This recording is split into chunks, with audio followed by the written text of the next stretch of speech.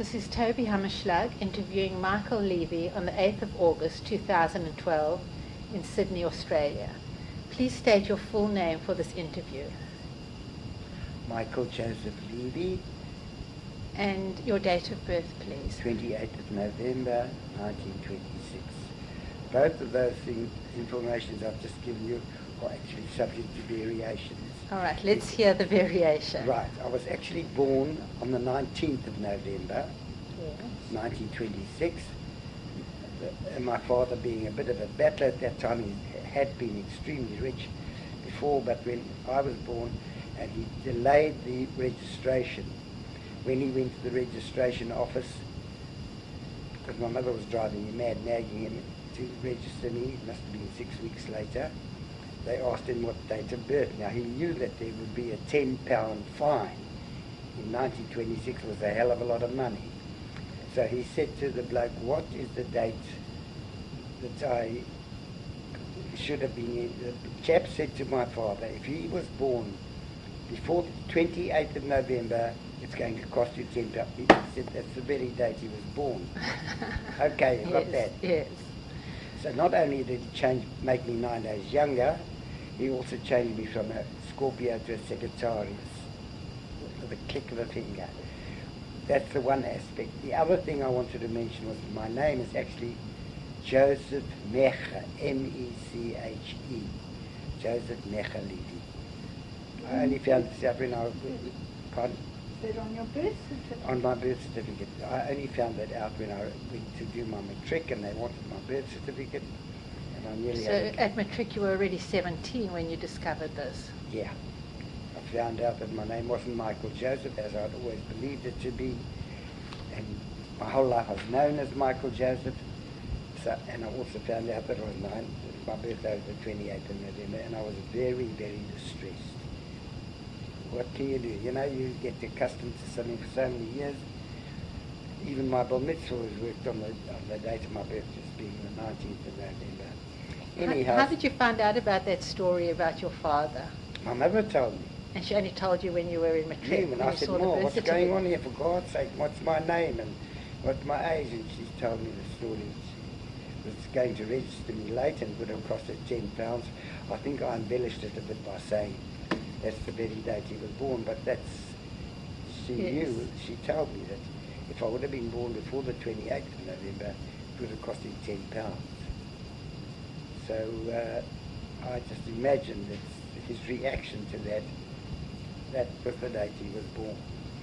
And your nickname Mickey, where does that come in? That my whole life I've just been known as Mickey. All my brothers and sisters just called me Mickey. Always, I was never known as Michael, except at school and these official things. Here I've become known fairly well as Michael and Mickey. And Zayda. Oh, Zayda. Zayda, definitely. So they call me Michael, then Mickey. The same as Mickey. Yeah, we'll go into Yeah. your Mickey, your wife, a little later. Right. And where were you born? I was born in Johannesburg, a little suburb called La Rochelle, 58 Pan Road. We will discuss a little later the suburb you were born in. Right. But at the moment, can we go back to your father? Yes. Do you know when your father was born? He was, I don't know his actual date. It's the only member of the family that I don't know the date, but it was 1867. That's a long time ago. A couple of moons back. And where was he born? He was born in a little village I'll call it Russia, a little fishing village called Palonga. And he came to South Africa when he was a young man. Do you know more or less what age he came to South Africa? Yes, he came. They got married in 1909, so he came probably around about 1900. So he obviously married your mother in South Africa. Yes. Yeah. But did you know, did he tell you, or did his family tell you anything about life in Polonia? No. You know nothing about his Nothing, life in nothing. Polonia, White Russia? No, nothing, very little about his life. And you don't know why his family chose South Africa? No, I really don't know that at all. Because he brought brothers out in later years, he brought his siblings out to South Africa. Did he come before his siblings? Yeah. And do you know the names of his siblings? Most of them, yes, he had an older brother called Paul Levy, and Paul Levy, and he had a younger brother of him called Joe. Joe actually became extremely wealthy also. Can I go Yes, on? please. Joe actually joined up with his brother-in-law in a sort of a fish shop in Braamfontein, and it was called Kraus and Levy. So was this when Joe was a young man in South Africa? Yes, well, I don't know how old he was when he started this business, but he and his brother-in-law Kraus, I think it was Harry Kraus, I'm not sure, they started this business called Kraus and Levy, which eventually became Crowsley Stores in Braamfontein. What was Crowsley Stores? A fish place. What kind of fish place? I think it originally was all raw fish and that, but I think it became quite a big grocery centre. Who did they originally supply fish to? Do you know? No, I can't tell you that. Yes. It's a little bit before my time. Yes. I wish I would have known more about it, but I remember very little of my father. I do remember him shouting at my mother one night after he'd come back from work, because they were very poor and he was eating, and I still remember when he was shouting, I was looking at the food in his mouth. I can picture that. Also, I can picture he then had pneumonia at the age of 65. And he was sitting in the front garden of our house in La Rochelle in the sun, recuperating, and he was fondling me, and he took out a penny from his pocket and he put it on his hand, and he said, put it on my hand, said, if you can hold your hand out like this with this penny on for 1 minute, you can have the penny. And I couldn't keep it up for a minute. It was heavy in your hand. How old were you at the time? Look, he died when I was 6, so it might have been going on for 6. So it was near the time that he passed away. Yes, then he passed away. And so, sorry, carry on with your story. So you had this penny and you couldn't hold it. But he gave it to me. I remember that much. Yes. Otherwise, I don't remember much about my father. But now you did say that your father was wealthy, and then He was extremely wealthy. And then there were bad times afterwards. Yes, I learned all this from my brothers and sisters. Yes. He owned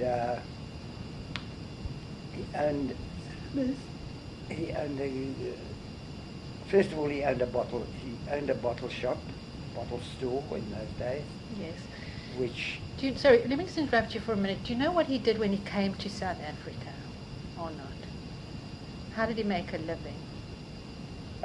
No, I can't tell you. I can tell you the businesses he was in. Yes. And you don't know around about what age he was when he came to South Africa? Yes. He was born in 1867. Yes. And he came round about 1890. Okay. So he was 23. Yes. A young man. Young man. Mm-hmm. And he made, I know he made a lot of money. We've got photographs of him and my mother and 3 or 4 of the children, beautifully dressed. And what was the business at that time? Well, I think it was he owned cinemas. He owned one big cinema called the Popular. Whereabout was that? I think it was the one that became Tirum Bicycle. It was in President Street or Pritchard. So that was in the city of Johannesburg. Yes. The Popular was a very wide cinema. It had 2 screens for silent movies. There was a pianist in the middle, and this screen was the projector. There were 2 projectors, and the film would run from the one projector to the other, and there was a split-second difference in Changes. change. So the music, whatever he was playing, the pianist played the music for both of them. Eventually, he started going with Hula then, because Schlesinger was buying up all the films. John Schlesinger. Who was John Schlesinger? John Schlesinger was the big balabos of African consolidated films. Yes. Very, very big name. He opened up the Colosseum and the Empire and all those theatres, bioscopes. And he started, and he deprived my father of a livelihood by in buying out all the films. My father couldn't get films to show. So, So was it like a monopoly? Yeah, he left him literally at nothing. So my father then started to, the Popular, he turned into a sort of a review house. Magicians and things like that, you know, and I'm not sure can you explain a bit more what a review house is? well, it was like concerts and artists performing on the stage. Live entertainment, Yeah. was it? Because he couldn't get films. And then the one story I heard quite a lot of detail from was he had some sort of a chap had a big cheese on the stage, bigger than this table, and this cheese was... This table would be about, what, 1 meter wide? Yeah. Circle? Yeah, it was 6 Yes. foot, nearly Yes. 2 meters, Yeah. 1.5 meters wide. Yeah. And this cheese was a machine, and it was going, whatever was, I can only repeat what was told to me, and it was going, and they used to invite people from the audience, come and stop the machine and you'll get a reward. And nobody could stop it. And my brother Norman, who was a little picky, a young boy, Norman, probably 4 or 5, used to come up and stand on this machine. He knew how to stop it, and he'd stand with his arms out, and big applause. That was the type of it. Eventually he had to close that down, and that Popular became 2 cinemas. They built a wall between the 2 tea room bioscopes. I don't know if you're familiar with tea room bioscopes. No, what is a tea room bioscope? Tea room bioscopes, you used to walk in, and for a 6pence you would get a cup of coffee or a sandwich or something, and you would sit. It was all, they were like a shoe. Pews. Your chairs, all that, and with this little sort of long table in front of everybody eating their chips or their tea or whatever it was. If you didn't have a plate, you hadn't paid, you see. And that's what the tea room was. And they used to show continual movies. But did he own it at the time? No. He sold it and then it became a tea room. Then he became a cinema. vendor. He had a store. First of all, he had a store in Dawnfontein. Now whereabout Street. Whereabout was Dawnfontein in Johannesburg? Dawnfontein is just really basically just off the centre of the city, 2 or 3 miles away. And can you describe what Dawnfontein was like so that we have a picture of it? Yeah, Dawnfontein, well, anybody who lived in Johannesburg knows it's a very Jewish suburb and very poor people. Nicholas lived with her relatives in Dawnfontein for a spell. Was it a very Jewish area? Very Jewish. But they had a name for Dawnfontein. Anyway. And were the Jewish shops there? Jewish shops, and yes, it was very, very Jewish. What kind of shops were there? So we just get a picture of Dawnfontein. Dawnfontein was... They had a lot of cinemas. No, that was later, Nick. Dawnfontein was just shops and houses. Food shops mainly, supplying food, haberdashery shops.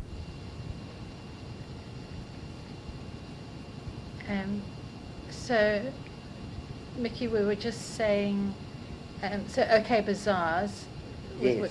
was problematic for your father. Yes, eventually, I mean, he just went Mahula, he went, to fold. He closed up the Yes. business. And then he actually got into, he was a hawker, a street hawker. He had a horse and cart. And he used to go to the market early in the morning and buy vegetables. And he used to ride around certain suburbs, which was a common thing in those days, selling vegetables and making a living for the family. And that's what killed him. Again. Right, I was saying, look, that's what killed him, because we had stables at the back of our house in La Rochelle, and that's where the horse used to sleep at night and all the rest of it. Was this the horse that he used for Pulling the cart. Yes. And one night he came home a little bit on the late side, and we stayed on a corner 10th Street and Pan Road in La Rochelle, and our entrance to the backyard was in 10th Street, but there was quite a deep gutter just outside the gate. So he came around quite fast, and he fell off the cart and the wheel went over his chest. And from that he developed pneumonia, from which he never recovered, really. That killed him. And I remember the wailing that went on in our house when he died. When he passed away. And you were just a boy of 6. I was 6, I was 6.5 actually. Yes. And they'd been married only, I think, about 23 years, my mother and father, and they had 8 kids. And she was the eldest was Jack, was round about 21 or 22, and she was like deprived of a source of income. Yes. And that's was my father. So you have a very clear picture of the time that he passed away, even though you were Oh, very young. yes, I remember in the house. Oh, God, it was awful. We had oxygen cylinders in the bedroom where my mother and father stayed, and I probably slept in that room as well, because we only had 3 bedrooms and everyone was at home. I'm going to ask you later about the fact that you had 7 siblings, and, Yes. and I'm going to ask you about your sleeping arrangements and the house arrangements. Yeah. We'll come back to that. But let's move. We're just going to go backwards for a minute and speak about your mother, and then we'll come up to the same point that we were speaking about your father. Okay. Where was your mother born? She was born in a little Russian place called, a little shtetl called Shovel, which today is a very big city. In what country? In Russia, White Russia, maybe Ukraine, Lithuania. Lithuania, is it? Lithuania, that was it. And she came, I don't know what year she came to South Africa, but she was, we could try and work it out backwards, she was 14 years younger than my father. She probably also came around about 1896, 1898, maybe even 1899. And seeing your mother lived longer than your father, did she ever tell you about what it was like living in Shovel? And how she did, Can you tell me some used to stories tell that you me- recall? Well, she was one of 12 children, 7 of whom died in infancy, in childhood. Only 5 came to South Africa. She used to describe to me how she used to run like a racehorse. And when things got cold there, like can get cold here, much colder, because there was snow and all the rest of it, they used to have a big oven, and they all used to sleep in this oven. Next to the oven? In the oven. They used to climb into this oven. Look, it was a hell of a big oven. Must have been like a sort of a furnace, I don't know, but that's what she told me. They used to actually crawl into this oven, not while it was on. It was the remains of the heat of the previous day or that day, and they used to sleep in the oven. What kind of oven do you think it was? Was it a wood oven? I don't know. Christ alone knows. I have no idea what sort of an oven it was. I've often tried to picture it a big sort of a room in a sense, as big as a... It must have been a big oven, so Very that if big. all those kids could climb into it. Well, I don't have all of them at the same time, but my mother told me they used to climb into this oven to get warm. Yeah. And Do you know the names of her parents? yes, her father was Moshe, and her mother was, I think, Mina. I'm named after Minnie, and I was named after her, and I was named after another gentleman by the name of Joseph Reeb, who was my mother's sister's brother-in-law. And carry on asking. Yes. What other stories do you recall that your mother told you about life in Lithuania? No, I can't recall much more really, quite frankly.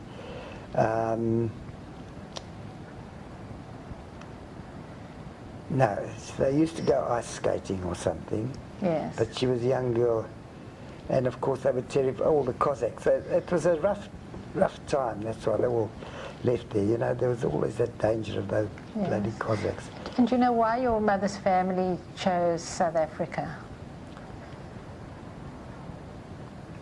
My mother's family chose South Africa. I can't actually tell you why. Yes. Because most of the Jews that left there either went to America or South Africa in those years. And did either your father or your mother tell you, or did you hear about stories about your father, how they actually came to South Africa? What was the means of transport? Yeah, they came by ship. Big ship left from Edinburgh. That's what my mother used to tell me. The ship left from Edinburgh, travelled for something like about 3 weeks or maybe 4. And came to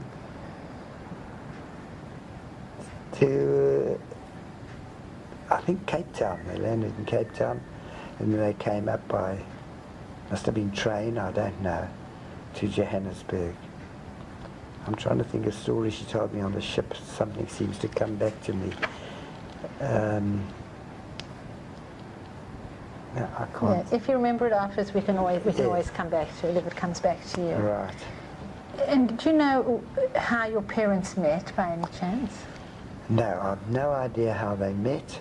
I just know my mother was actually being considered an old maid already. She was 28. And my father was 42 when they got married. So I think she was just too thankful that this bloke took a shine to her. Yes. He'd never been married before, but he was 14 years older than her. And they got married. And were any of your family in any of the wars? My father fought for the British. Yes. My father was a member of the British Army. He was fighting in the Boer War. Can you tell me about a bit what the Boer War was about? Well, the Boer War, listen, I'm not much of a historian, but the big upheavals from the Boers against the British occupation, from what I know. Yeah, British occupation of South Africa. Of South Africa. And which Boer War did he fight in? 1902, Yes, finished, the Second War. 1899 to 1902.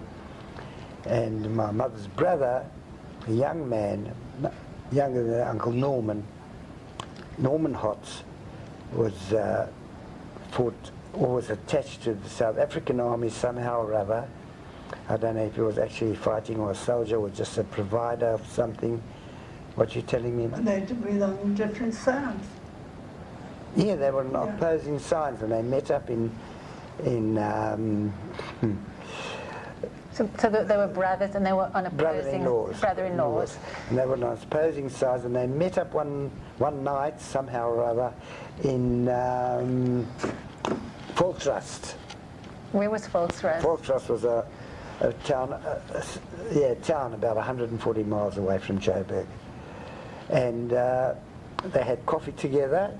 My Uncle Norman stood in the British camp, and they were all drinking coffee, and they described, and he personally told me how these Tommies, when they were finished with their mugs of coffee, used to kick them up into the sky, and then that's what Uncle Norman told me. Uncle Norman was never married. And so, carry on. And the rest of my mother's siblings were 3 women.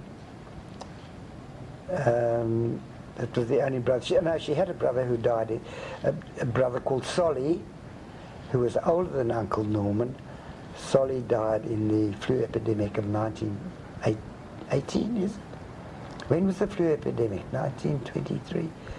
That worldwide, I think it was 1918. And he passed away. Millions were dying, hundreds of thousands were dying. And he died. That left the 5 of them. So 6 actually came out. There were 3 girls. There was Auntie Becky, Auntie Hinda and Auntie Sadie, and my mother. Auntie Becky, then my mother in age different in the age grouping, then Auntie Hinda, then Auntie Sadie. She was the youngest of the four girls, and then Uncle Norman was the youngest of the whole family. But there had been 7 other kids who had. I know that my mother's mother had 12 children because they used to go. They had no television, they had no cinemas, they had nothing. So they used to go to bed. No radio. Especially in that cold weather, and they didn't want to get into the oven. But you are one of 8 children. Yes. So I think just for the record, Yes. I would like you to if you just say the names of your siblings, starting with the eldest. Okay, the eldest one. Yeah. And if you can just tell me when they were born and when they were deceased, because all are deceased at this point. Right? Yeah, I'm the only. Is this giving you an idea here? Yeah. Jack Levy, born on the 30th of August 1911. Thank you. And when did he pass away? He passed away 3 years ago, Mick, 4 years ago. Yeah. 9th of November 2005. I must have checked that up in I've got a book of records here. Okay. Then Harry Levy, my brother Simon Harry. Mm-hmm. He was known as Simon all his life, and then until he got married, and then he took his second name, but it was Simon Harry. And then he was born on the 5th of October 1912, and he died on the 6th of September 1986, the day before Beverly's wedding, my daughter Beverly. Then there was Sarah Salminis. She was born, I think, around about 1913, possibly 14, and she died plus minus in the 4th of November, I think it was 1920. For a long time. Not 1920, 1970. 1970. Okay, as long as we have round about the correct date. Yes. Right, then my brother Norman, who was born, I think 1915, possibly 1916. Yes. And he died in around about 1975. Mm-hmm. Stella Schippel. Stella was born in 1920, More or less. more or less 1920, and passed away on the 20th of June last year. My sister Faye, Passed away on the 10th of June. hang on, I'll come to that. Faye Friedman, she was born on the 6th of August 21 and died in August 2009.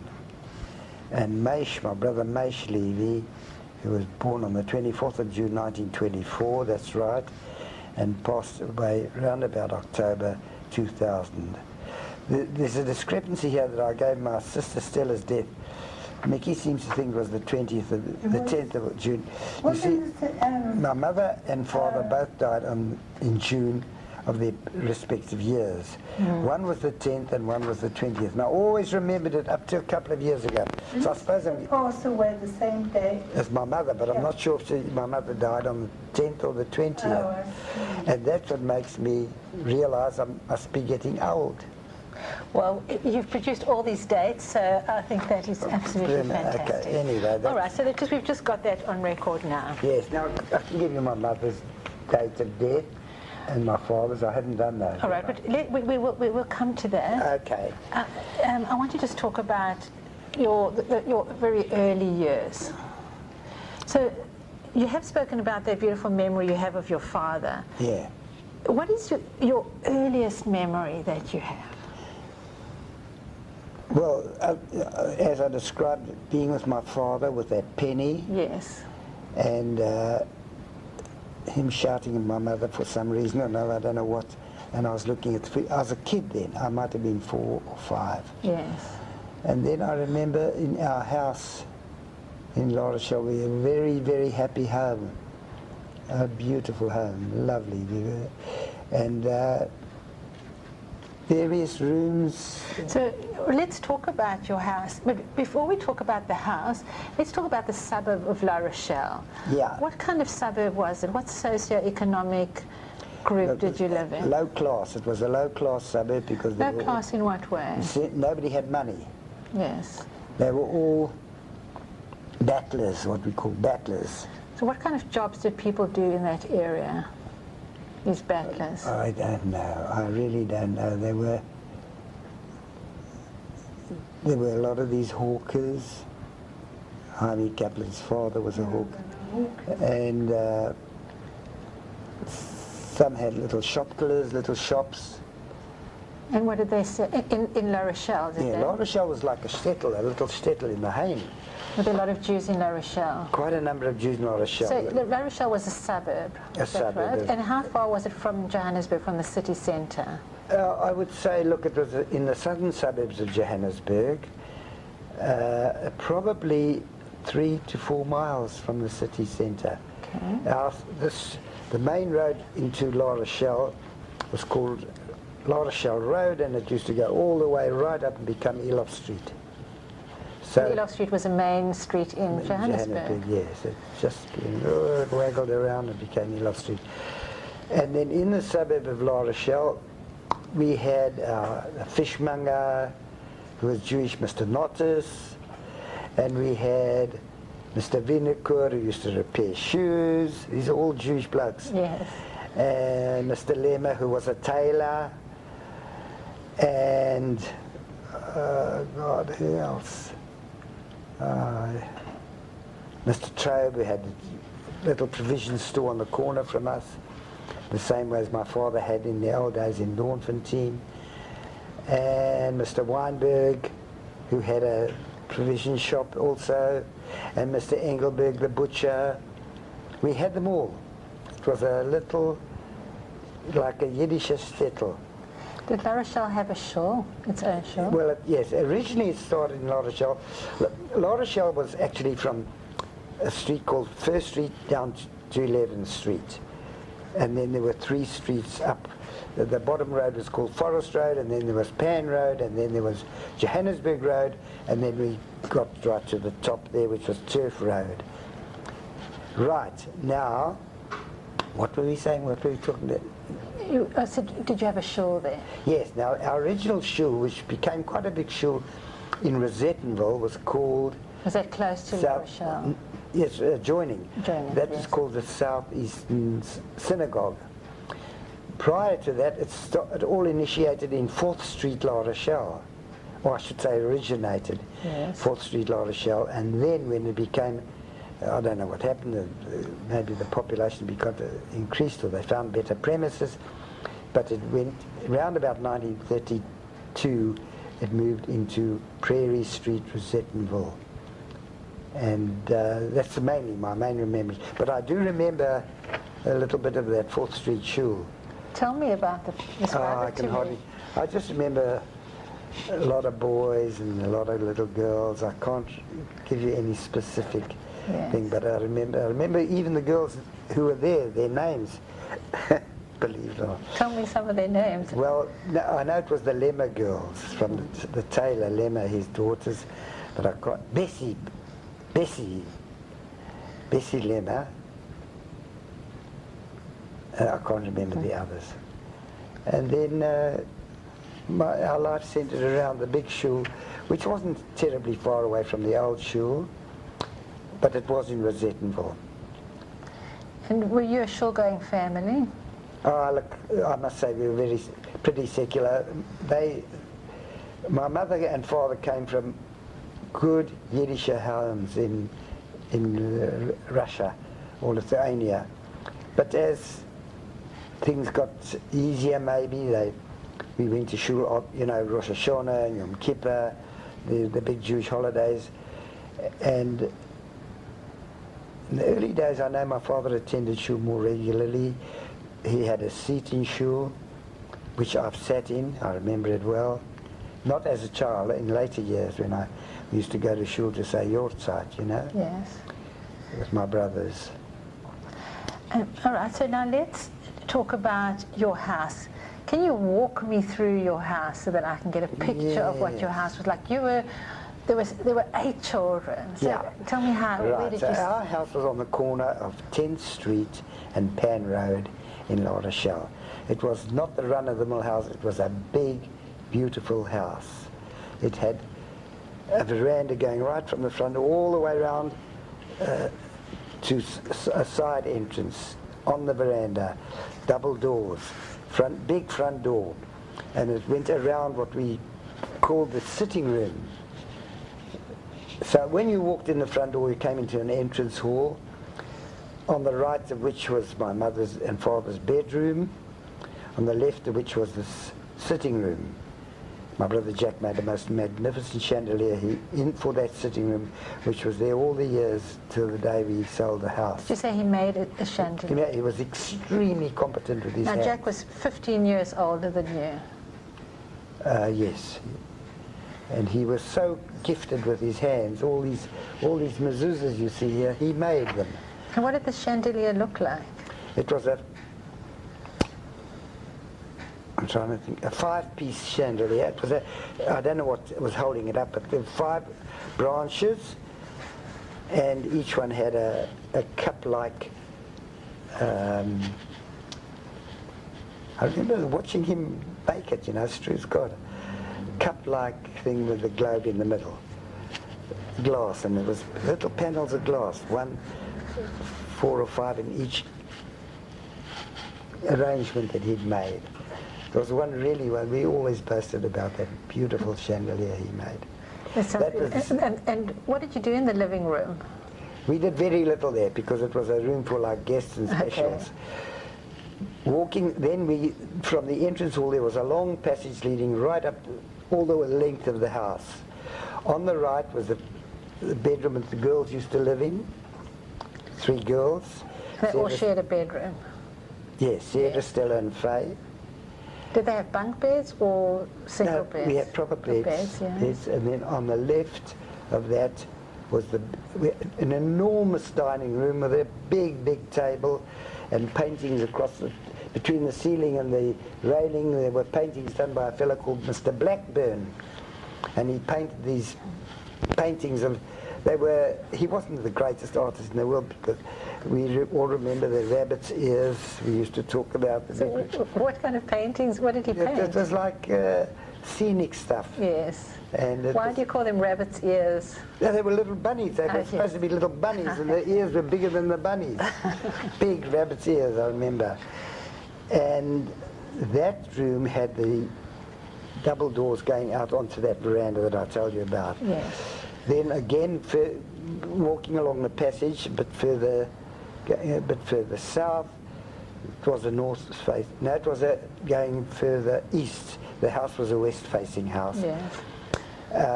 There was another bedroom where the boys used to stay. Jack and Simon and Maish and I stayed in my mother and father's bedroom. So the older boys had a separate bedroom. Yes, Jack and Simon and Norman.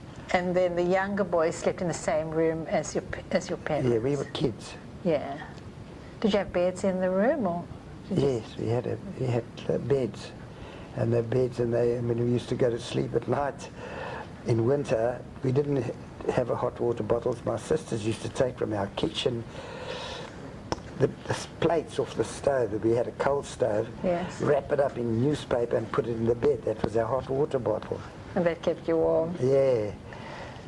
Or sometimes they used to iron the bed we didn't have electric irons, we had those like a little boat-shaped... That you heated on the coal stove? Yeah, we heated on the coal stove, and then they used to iron the bed before we got in. So going up this passage again on the right was the kitchen, a little passageway leading to the kitchen on the right, a pantry nearly directly in front, then the bathroom directly between the kitchen and the lavatory, which my father built on. The lavatory was actually outside the toilet. But I suppose there were so many trying to get, so he built on, there were steps going down into the yard there, and he made a lavatory there. So there was the lav, the bathroom, the pantry and the kitchen on the end of this. So the passageway was like a T-shape, a cross piece and a long passage running down to the front door.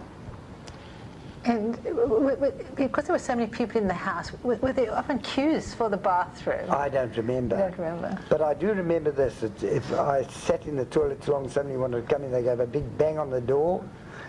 Bang, bang, bang, they used to come because especially the kids, inclined to just sit. Yes. So, and there was definitely a rota sort of system to... And what was your kitchen like? Our kitchen it had an old wooden table and a big coal stove. That's all I remember. And of course the back door, down a few steps leading into the yard. Did you have servants at all? Yes, we had one servant, a man servant. Funnily, his name was Toby. Toby was a Zulu who my father had employed when he was a young boy, like 30, when Toby was like maybe under 20. And he became such a member of the family that he used to change my sister's napkins and our napkins when we were babies. That's how implicitly my mother trusted him. And he stayed in our yard until the day he died. And my mother wept like a child at losing Toby. And what were his duties in the house? Look, I just remember him as an old man, and us cleaning the house, keeping the outside neat or whatever. And so he lived there from when he was a young man of around 20 until about what age? He must have died in his 60s. And he always lived with your family? Yes.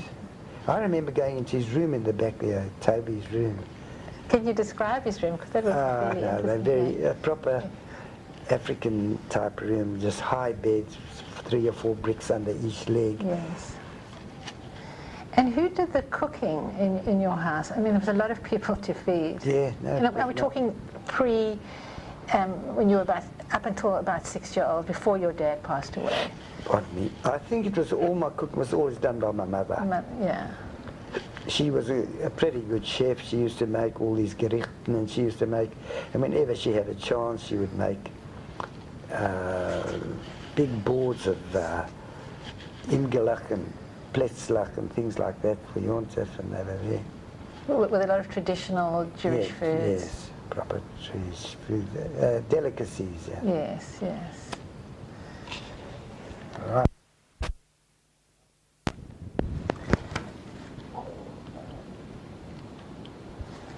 Okay, so we've just had a little break, and we're going to now discuss your early years. Right, well, I've told you as much as I can possibly remember about my really early years. And then I come to the age of about 6 when I started school. Okay, so now what school did you go to? What primary school? Rosettenville Junior. I went to, first of all, in the earlier years, I used to go to a sort of a kindergarten. It was run by a woman across the road, an Afrikaans woman, who lived also in corner 10th Street and Pan Road, diagonally opposite us.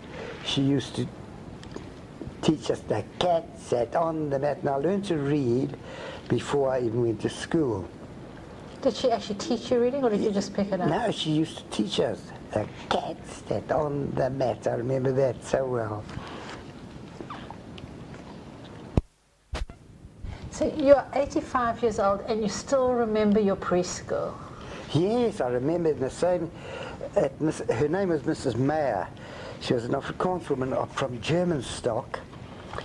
And sorry, tell me about your teacher, yes? yeah, but she wasn't a teacher, she was more, she had a few of us kids over, mainly I'm sure all the Jewish women in the suburbs, just an opportunity to get their kids away from the house for a couple of hours. But I remember her teaching us that, the cat sat on the mat. What did you say her name is? Mrs. Meyer. She was a Jewish woman? No, she was Afrikaans. But she was from German stock. I know that when the war broke out, she had leanings towards Hitler and that. You know, she... But anyway, she was a damn good woman, and I know all her kids, I remember them well, and I even remember one day in the yard of her house, I was running, a little boy, it was before I was 6, and my piece of wire cut my calf, and I've got the scar to this day, which I can show you if you want to see it, on my right leg. Do you still recall that accident? Yeah, very well. Did you have to go to hospital? No. Who in those days? You went to hospital when you were dying. You were just a mild casualty. They put bandages and God knows bicarbonate, who knows what they put on our leg, on the wounds. Yes. Anyhow, then I started school. No, what school did you go to? Rosettenville Junior School. And Rosettenville was the adjoining suburb? Yes. Yes. There was no school actually in La Rochelle, but it was very nearby. It was actually... When I described La Rochelle to you, and I mentioned the streets, and the bottom one, Forest Road. Yes. Forest Road became Diagonal Street, leading up to Rosettenville. Mm-hmm. And Diagonal Street, the primary school, Rosettenville Junior School, was in Diagonal Street. So it was virtually in La Rochelle, but I think it was more classified as Rosettenville. And so was it School. Yes. Was coming late 3 times and getting cuts from Mrs. Jones, who was the headmaster. A little boy of 6 or 7, that's all I could have been, and she slided me with a bloody stick. I can't tell because I've been late 3 times. I never came late again, as long as I'll never forget So it. the term giving someone cuts is a very South African term. Can you describe what it was like getting cuts? She had a big, thick stick, about, I would say, 2 to 3 feet long, and you bent over a desk and she smashed you across the backside for coming late. And did she do it every time you came in, or was it the third time? Third time. You see, you were warned and you were warned, but kids dawdled to school. And that was it? You never came late again? Never came late again.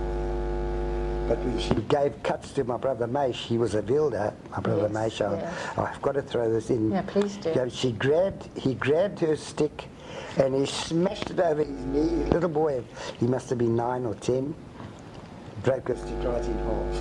And I think she got such a fright from his strength and his aggressiveness that the whole thing went through it. No more cuts now. There were no repercussions for him? That was my brother Maish, no. The only things I had bruises across my bum. But there was no objection. My mother didn't, and my families, my siblings didn't raise a whole mishmash. I got cuts, and that was that. Yes. Like today, you know, there'd be a whole court case, man. Yeah. Goes to jail. So that's what I remember from Rosettenville Primary School. Also, I remember in the cold, we always used to crush up against a wall, alongside a wall, into a corner, crush, you know, to keep you warm. Yes. And the top bloke always used to fall out because you were being pushed. You used to go back to the end of the queue. When you were a little boy, what kind of games did you play in the playground? We used to play this Kenneki, which was a What was Kenneki? Kenneki, there's a long stick, about a foot long. It was probably the stick was the thickness of a... Yeah, the No, it was more like a broomstick, and there was a little short piece which is about 2 or 3 inches long, and there were 5 or 6 or 7 steps to playing. The first one was you put the stick in the groove in the sand, and the other little stick was there, and you used to knock it away. And then there was a second step, which you used to throw it, put it on your, throw it in the air and then hit it. And that was Kenneki. Yes. Used to play Kenneki. Kick in the milk tin was a game we used to play. What was Kick in the Milk Tin? It was just a game of... How did you play that? I don't remember the details, but we used to have a What tin. is a milk tin? It was a little tin, like a jam tin or so. Okay, why did they call it milk tin though? I suppose in the early days it might have been, milk might have come in these tins, I don't know. But it was Kick in the milk tin. And I don't know to this day whether it was kicking or kick in the milk tin. And we used to... And then we used to have little games like soccer in the grounds. Did you even play 5 stones? Yeah, there were 5 stones, yes. 5 stones was a game you used to have with these 5 pebbles or whatever, and used to have, I can't remember, they pick up one and Pick up one and try. pick it one and throw it in there, pick up a second and pick up a third while it was in the air, like. And did you play primarily with boys? Yeah. Were the boys and girls separate? Yeah, it was a mixed school, but Yes. we didn't play with girls, no. And was it an English-speaking school? Yes. Was there any anti-Semitism during the Look, I early years? encountered anti-Semitism from early days in La Rochelle, which was not, I wouldn't say predominantly Jewish, but a very high percentage of the people were Jewish. But there was always that anti-Semitism, bloody Ewart, you know what I mean, bloody Jew. Your friends would call you, your peer group would call you bloody Jew. That, Yes. and they would, and we were taught that I'm proud of it, answer them back, you see. Yes, yes. And yeah, we had little problems at the shul as well. The people were painting swastikas on in later years. And at school, were there a lot of Jews at Rosettenville Primary School? Primary school, I can't remember how many Jews. I know there were a number of Jews because we all went there from that suburb. Yes. But I wouldn't like to say how many. Later years I know about other schools. Yes, we'll talk about that later. Yeah. And did you have non-Jewish friends? Yes, because where I lived in La Rochelle, there were, all my Jewish friends might have 2 blocks away or 1 block, but I had kids from over the road. As a matter of I could tell you about Mrs. Mayer's son, Andrew Mayer, who was friends with my brother Maish. He was older than me. And when Maish was learning for his bar mitzvah, Andrew Mayer knew the whole parsha. This Afrikaans boy, the whole parsha, used to sing it as if he'd learned it for himself, listening to Maish practice. Yes. And after school, did you go to the houses of your friends? We tried, but after school we always had cheder. Cheder was an ongoing thing, 5 days a week and Sunday mornings. And it really interfered with the whole, I'm sure it did us the world of good. Tell me about your cheder. Cheder we had was... What was cheder exactly? Cheder is a Hebrew school, Hebrew teach. They teach you Hebrew things. After school? Yeah. And did this take place at the shul? The cheder was a house which was taken over, and it was next to the shul in Prairie Street, which is the La Rochelle Hebrew Congregation, or Eastern Suburbs Hebrew Congregation. And at cheder, it was Reverend Kaplan. He was the headmaster, and there was a Mr. Goodman, and there was a Mr. I've forgotten his name. We used to call him Polynose. What was his name again? Can't remember. That's fine. It might come back to me, That's but fine, yeah. I remember those. And Mr. Goodman, and they were cheder, but we were naughty boys at cheder. It always puzzled me that we didn't have the respect for cheder teachers as we had for our school teachers at school. Somehow or other, we just used to take advantage of them. What kind of things did you used to do? Well, I can tell you this. There was very little respect for them. One was Reverend Kaplan. He was a reverend of the shul. He wasn't a rabbi, but he was reverend. And one of the blokes next to me,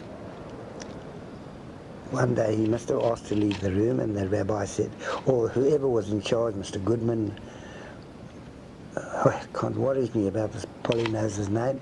Anyway, We've got a picture, we don't need the name. Yeah. So, Can you describe what a polynose is? I think we know. yeah, just a big hook nose. And he used to, and in that class, the youngster, somebody, I think it was Dottie Friedman, a fellow called Dottie Friedman, asked to leave the room, and he was refused. So he peed on the floor, which we would never do. I just remember this puddle on the floor. They were double desks. He sat next to me. And as a matter of fact, he was a strong tiger bloke. So one day I was caught doing something amiss, and the rabbi or the teacher took my hand, and he had a stick and he was going to hit me, and Dottie just pulled my hand away. So he got the cuts. I didn't pull his hand away because I was more of a passive type of bloke. I wasn't very aggressive. Mm-hmm. I was a passive fellow. And just going back to primary school, what were your favourite activities during primary school? You know, I can't remember. You mean after school? Well, let's talk about the subjects of school. Were there any subjects in primary school that you really liked? We were taught, yes, English. I was always very fond of English, Afrikaans and sums. That was it. Those were the three things: sums, English and Afrikaans. And did you have to learn Afrikaans in primary school? Yeah, battled like hell. Battled. Right through to matric. I was never great. I passed it in matric, but I was never a great one with Afrikaans. In later years, I learned to speak Afrikaans pretty fluently and understand them and got to like them. We will talk about that later. Was it when you were working that you learned to speak Afrikaans? Yes. Okay, we'll talk about that later. And did you play any sport? I wasn't really a sportsman. I used to swim a lot. Was that a leisure activity, swimming? Yeah, leisure activity. In later years I became I swam for the school. What, in high school? In high school, I swam for the house. I didn't swim for the school. Yeah. For the house, Whitworth. Okay, we'll come back to that later. Otherwise, other sports I used to play the soccer, cricket we used to play, but it was all just very casual and nothing organised. Yes. So let's go back to your family now. Mm-hmm. So prior to the time that your father passed away, so you were still a young boy of 6. Yeah. Do you remember any activities that you did as a family? Did you go on holiday, for example? I don't remember from those days. No, we never went on holiday till later years as a family, but in later years, when we were, after my father had passed away, but we were still little kids, yes. We used to go on picnics to a place called Van Wyck's Rust. So this was after your father passed away and you went as a family? As a family, always, yeah.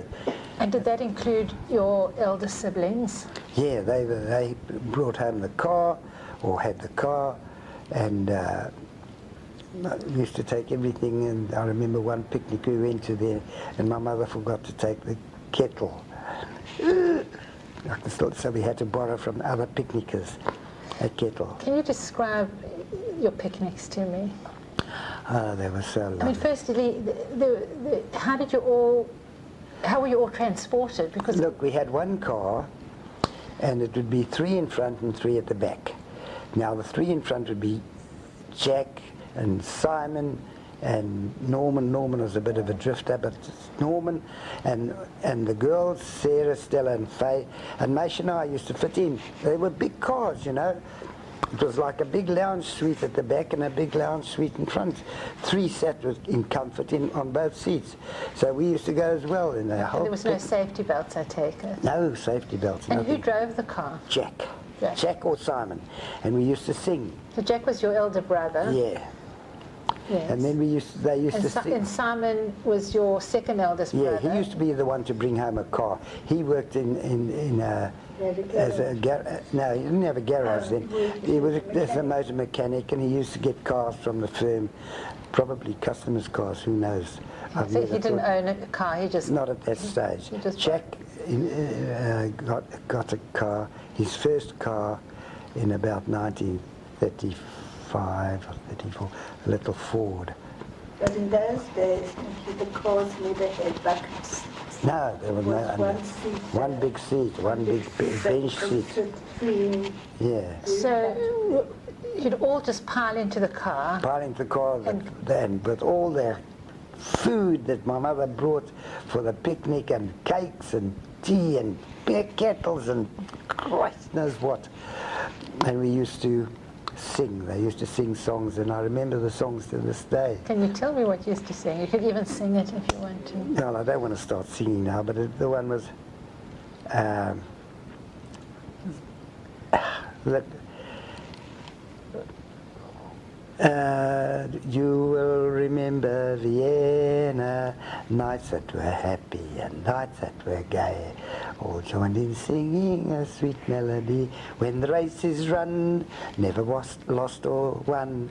You will remember Vienna, you will recall something or other, days that are gone and vanished away. Whence did they come? Where did they go?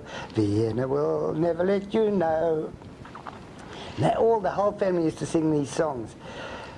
Maytime, Sweetheart, Sweetheart, Sweetheart. Those sort of songs. And one after the other, the songs used to roll out until we got there, which was a place of, I would say, about 20 miles away from La Rochelle, on the Verenigen Road. Verenigen's a town south of Joburg. And where did you actually have the picnics? There was a place, there were picnic grounds, special rivers and lovely men, tadpoles and crabs. And we used to swim there. In the river? In the river, yeah, little strimpies, you know, little streams? Little streams, and we used to sit and eat and swim and run, and millions of people. So you were a young boy, and there was this quite a vast age difference among your siblings. Oh, they loved me, yeah. And they ranged from 15 years older to Maish, who was only 2 years older. How did all the siblings get on? They got on very, very well, and they loved me. I was very years? spoiled. Excuse me. I was very spoiled. They all loved me. Was that because you were the baby of the family? The baby and a good little boy. I was very good, very pretty. I'm saying it because that's, I know it. And they loved me. The girls used to really love me. The girls tend to mother you?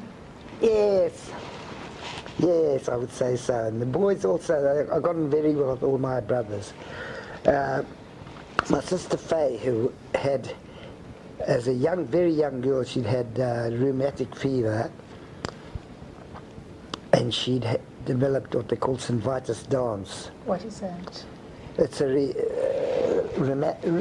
rheumatic fever. You've got no control over anything. They shake and it goes away eventually, but she used to, when my mother used to buy us new shoes, always for Yontif, you see, new clothes and new shoes every Rosh Hashanah. But you always got the hand-me-downs. Yeah, well, that's another story, but the new shoes, my sister Faye used to, Maish and I had about 4 new shoes. She used to carry us with her spindly little legs so the shoes didn't get dirty or damaged. I don't know how the hell she did it. She was a thin little girl. How old were you at the time when she used to carry you? Well, Faye must have been about 13 or so, 12 or 13. So Maish must have been 10, and I would say 8. And she used to carry you around? Oh, yeah, 8 or 7. Do you still remember her carrying you around? Yes, man. I know it's a Faye, it's all right, man. No, she used to carry us because we had new shoes on. And you said when your father passed away, times were financially difficult. Yeah, well, look, my oldest brother was around about 21, 22, Jack. So he was working as an apprentice instrument maker. Mm-hmm. And did he earn a salary? So yeah, I think he got 10 shillings a week. Was that very little? Well, it was a going price sort of thing. My brother Harry, Simon, yes, was a motor mechanic apprentice. He also earned, and those were the two that were working, also around about 10 shillings a week. And because they just used to give to my mother. They never kept anything for So them. they were living at home at the time? Always at home. And they just came home and gave your mother their earnings? Yeah. Then my elder sister Sarah, she got a job as something or other typist, was working in the city, and I can remember even the name. Jesus, what was her name? Margolius. No, Margolius was the girl she worked with. While you're thinking about it, I just wanted to ask you, did your siblings finish school? Yes, none of them went to matric. They all became tradesmen. And was that because of financial need? Yes, they got out. As soon as they reached the age of 14 or 15 or 6, they used to go and work. I was the only one that had the privilege of going to high school and matriculating. Yes. And they were cleverer than me, just about all clever. They could easily have done their matric. But I was the only one that had that privilege. Okay, so Harry was bringing his apprentice salary, so was Jack. And Sarah probably, yes, and that's Yes. all. And were times financially difficult during that period Yes, after well, your father died? Yes, it was rough, you know. Because very little money coming in and 8 kids to feed. Your mother never accepted charity. And nothing. And what's more, she used to give to charity. When my mother used, when it was raining heavily, for example, she would stand on the veranda and people were running past. She'd call them in to come under for protection, to stop, get out of the rain. When these other hawkers in the suburb used to come to my mother, anything to sell, things like that, she used to give them a cup of tea and bread and jam. Always. I remember it so well, man. She never deprived anyone. They needed them. They were vergullish, they were hungry. Were they Jewish hawkers? Jewish hawkers, she used to call him. Come. She'd invite them in even though she had bread for herself? Yes, she always gave them bread and butter and jam with a cup of tea. I remember that well. But Mickey, in those days, there were a lot of these semi-carts. Remember, they used to sell clothes, they used to Yes, sell well, vegetables. those are all hawkers, different hawkers, yes. Yeah. Never went to the shops to buy anything. We used to wait. Yes, we used to buy peaches, shilling 100. They used to shout, peaches, peaches, shilling 100. Beautiful yellow cling-pip peaches, and buy 100 and used to shilling for a shilling, which was equivalent to 10 cents. Yes. And because you had siblings all around you, did you end up spending a lot of time playing with your siblings? Not playing so much because I always considered them much older than me, except Maish. Yeah. Maish was in my age group, but he was a different type of fellow. He was far more assertive and aggressive. And if I had any trouble with anyone in the street, and they used to try and bully me, I'd tell Maish would give him a club. Bloke's much bigger than him. He was never frightened of a good fight. And and like Mickey just gave me a sign. I used to say to Maish, because he was strong, you see, and I used to say, listen, I've got my strength in my tongue, and you've got it in your arms. And I used to get him riled up. And eventually, one day, he picked me up, and he threw me across the room. You know, you learn to behave yourself after something. Did you break any limbs? No. No. But I always respected him because he was a good chap, good nature, but he liked to fight. When we used to, older boys, say pre-bar mitzvah, say 10, 12, I used to go to these Jewish Zionist things at the Mizrahi and Hashomer Hatzair at the shul. Yes. I used to go there, and Maish, my brother, was with his mates who weren't Jewish, and he used to throw stones on the roof of the cheder. We were in the cheder, dancing a hora, and And then it was so lovely, and he used to be the bloke. He was the one joining those who would shout bloody Jew.